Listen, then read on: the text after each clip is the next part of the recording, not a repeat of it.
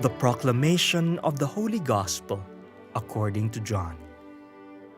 On the first day of the week, Mary of Magdala came to the tomb early in the morning, while it was still dark, and saw the stone removed from the tomb. So she ran and went to Simon Peter and to the other disciple whom Jesus loved and told them, "They have taken the Lord from the tomb, and we don't know where they put him." So Peter and the other disciple went out and came to the tomb. They both ran, but the other disciple ran faster than Peter and arrived at the tomb first. He bent down and saw the burial cloths there, but did not go in. When Simon Peter arrived after him, he went into the tomb and saw the burial cloths there, and the cloth that had covered his head, not with the burial cloths, but rolled up in a separate place. Then the other disciple also went in, the one who had arrived at the tomb first, and he saw and believed. For they did not yet understand the scripture that he had to rise from the dead. The Gospel of the Lord. Our Gospel account for this Easter Sunday comes from the 20th chapter of St. John. An episode shrouded in mystery, and so be it, and it cannot be otherwise. We are touching divinity now. The way we have been developing our Easter reflection has been that the risen Lord has now been risen in the life of God. And when we touch mystery, then our imagination will fail. But we are given the eyes of faith to understand this. And we have been saying all along, in the experience of Peter in the first reading, in the experience of Paul in the second reading, it is the encounter with the risen Lord that makes us understand the prophets, scriptures, Jesus himself, and the meaning of life. Look at the conversion of Peter. It was the encounter with the risen Lord that made him understand what the prophets had been saying about him. And he now understood also what Jesus and the whole Christ event were all about. The same with St. Paul. We knew his life. He used to persecute Christians. But with the encounter with the risen Lord, his whole perspective changed. He understood scriptures in a different way. He saw how scriptures were all about Jesus. And now he is telling the baptized, you have encountered Jesus, and that should change your perspective of life. The Jesus who is risen in the realm of God. In our gospel for today, we find Mary of Magdala going to the tomb early morning of the first day of the week. She was going to the tomb out of deep devotion and love, and also out of deep sorrow. But she could not go on the Sabbath day, the day after the crucifixion. So on the first day of the week, early morning, which is the third day after the death of Christ, she was already there in the tomb, and she saw the rock, the stone covering the tomb had already been moved, the beginning of some mysterious event. And she ran to Simon Peter and the beloved disciple, who went to the tomb with her. Simon peeped and saw the tomb was empty. He only saw the wrappings and the one that covered the head. And there was nothing said about Peter coming to faith. But then the beloved disciple saw and believed. But Mary of Magdala, how did she interpret the empty tomb? She did not interpret it as the resurrection of the Lord. She even said, "They had taken away his body, and I do not know where they had put him." So her initial interpretation of the empty tomb was theft. Somebody or a group must have taken the body of the Lord. Now, These are the great disciples of Christ on Easter morning, on the third day, when they discovered the empty tomb. It was not at once the resurrection, the fulfillment of the promise that came to their minds. And that was how our reading for the gospel reading for today ends. Remember, as yet they did not understand the scripture that Jesus had to rise from the dead.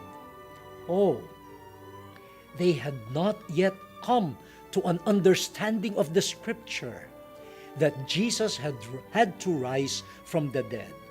How will they understand the scripture? How will they know that the scripture really pointed to the resurrection? Only when they already encounter the risen Lord. In the appearance of the risen Lord, this experience that will change them, that will make them understand who Jesus truly is and what the scriptures have been saying about him. The centrality of encountering the risen Lord. Now, this is shrouded in mystery because we said a while ago that the resurrection is not just resuscitation. In the Bible, as indicated to us by Pope Benedict XVI in his second volume of Jesus of Nazareth, we should not look at the resurrection of Christ as a mere resuscitation of a corpse that returns to ordinary earthly life. He says, if that was the resurrection of Jesus, then what happened to Jesus was no different from what happened to Lazarus, from the son of the widow of Nain, and also the 13-year-old daughter of Jairus. Those three persons were brought back to life. They returned to ordinary human existence, and one day they had to face death again. But Jesus, the risen one, the one who did so many good things, according to St. Peter in the first reading, but was killed by being hanged on the tree, God raised him back to life. God raised him back to life. It is another way of saying God had a future for someone like Jesus, someone, the Son of God, who became flesh. God had a future for him. Where? Not to return to ordinary human life that will end in death again. The future that God had for Jesus, his Son, is a future in God's existence. So it is rising to life in God's life, being seated at the right hand of God. And now we have a human being, someone like us, except in sin, now being part of the very space or dimension of God. And he can return to us, just like the second reading's words. He will appear to us. He can come to us, but bearing the glory of God. Yes, the risen Lord appears to his friends, but as someone not always recognizable, as someone who can eat and drink with us, fully human, but also quite different, because his existence now is in God, life in God. And he shares that with us in baptism. But I want to stress this point. Unless there is a living experience of the risen one, a fellow human being who has reached the existence of God and who comes to us revealing the presence, the power, and the glory of God, and sharing it with us, without that living experience, we will not fully understand what the resurrection is. We will not fully understand the scriptures. We will not fully understand who Jesus is. This is a wonderful thing, but also a risky thing. Sometimes we go through our faith life ignoring ignoring those moments of encounter with the risen Lord who comes to us.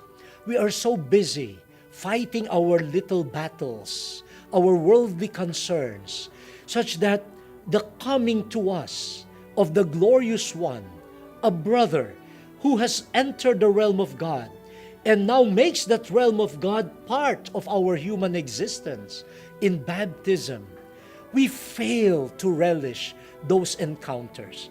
No wonder, every year we celebrate the liturgical seasons, every year we celebrate Easter, every year we go through all of these wonderful seasons, but without that living experience, we don't understand scriptures. We won't fully understand Jesus. What changed Peter?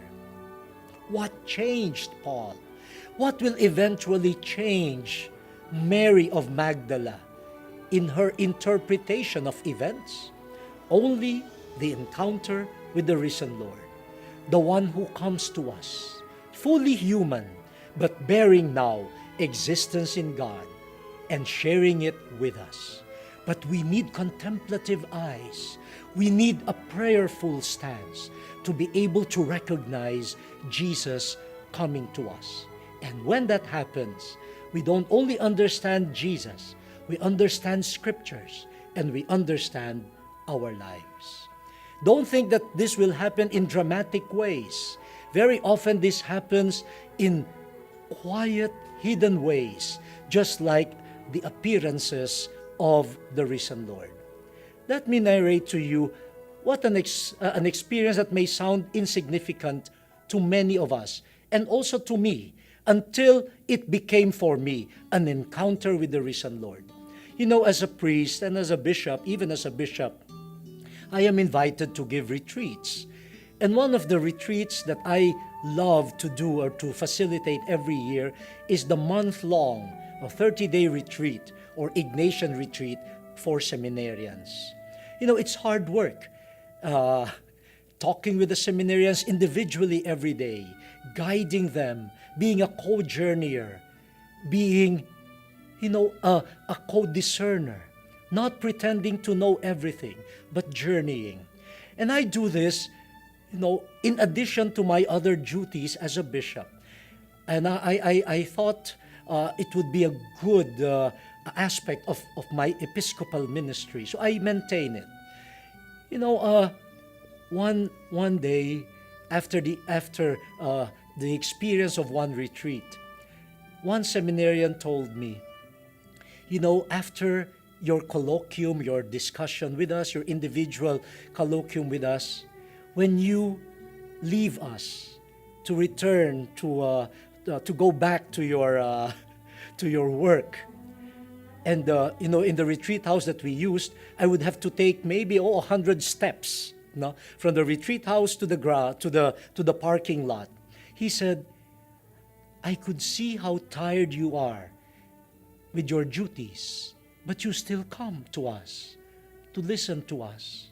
And the most that I could do when you leave us was to stay in my room, to peep out a window, and to follow you with my eyes, to see whether you could reach the top of the staircase. And should you get tired or you fall down, I want to make sure somebody sees so that somebody could run to help you. And he was telling me this in tears, thanking me for being a manifestation of the love of God to him. But as he was telling me that, I was like Peter, Paul, Mary, getting a visit from the risen one, telling me there is love that is beyond human tiredness. There is love beyond our human concerns. There is love that is heavenly, and it can come to us in our daily experience.